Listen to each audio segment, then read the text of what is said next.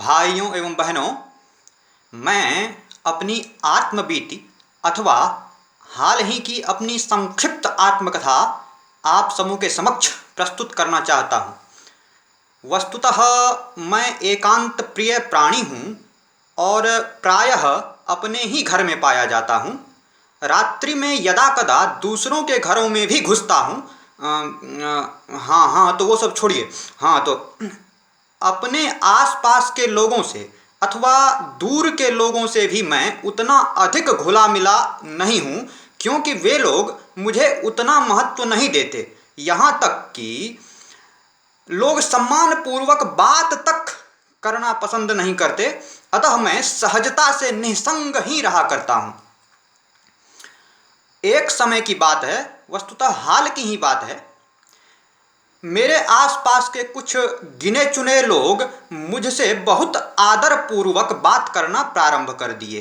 अचानक से इतना सम्मान प्राप्त कर मैं हर्षित भी हुआ और विस्मित भी हुआ। सम्मान प्राप्त कर हर्षित था और विस्मित इसलिए कि घनघोर बारिश में भी मकान उपलब्ध होने पर रुंज पुंज वृक्ष के नीचे लोग क्यों छिप रहे हैं, यह बात देखकर मैं अत्यंत विस्मित अथवा हतप्रभ था। इस सम्मान से मेरी छाती फूली फूली रहने लगी, लगभग 57 इंच की, और मैं अपने भाग्य पर इतराने लगा। इतनी सौहृदयता किसके न मन कुसुम को खिला दे। मैं आनंद मग्न होकर यत्र तत्र भ्रमण कर रहा था कि तभी एक चिड़िया उड़ती उड़ती आई और मेरे कान में फुसफुसा कर चली गई कि ये मृदुभाषी लोग वास्तव में पंचायत इलेक्शन में खड़े हो रहे हैं। इतना सुनते ही जैसे मेरी छाती पंक्चर हो गई। एक क्षण के लिए मैं अचंभित सा, स्तब्ध सा, खंभे सा खड़ा रह गया। फिर मैंने सोचा कि ठीक है, कुछ दिनों के लिए ही सही नकली अपनत्व का स्वाद ही चखा जाए। परंतु तब के पश्चात उन लोगों में से कोई भी मेरी ओर देखता तक नहीं था।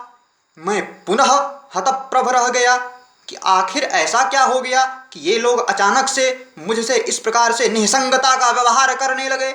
मुझे लगा कि संभवतः इन लोगों ने चुनाव लड़ने का विचार छोड़ दिया है।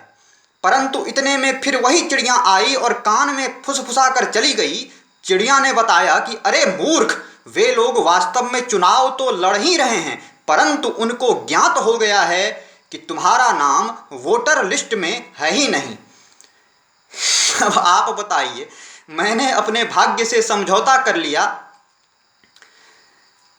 वास्तव में जिसकी पूछ कभी नहीं होती उसकी भी पूछ चुनाव में होती है। परंतु यदि चुनाव में भी किसी की पूछ न हो तो फिर वो क्या करे। किसी ने मुझे परामर्श दिया कि जिसकी पूछ चुनाव में भी न हो उसे विवाह कर लेना चाहिए। उसके परामर्श पर मैंने ऐसा ही किया और मैंने भी अपने मन में तर्क किया कि कम से कम एक पूछने वाली तो होगी। परंतु विवाह के उपरांत मेरी अर्धांगिनी किसी और को पूछने लगी।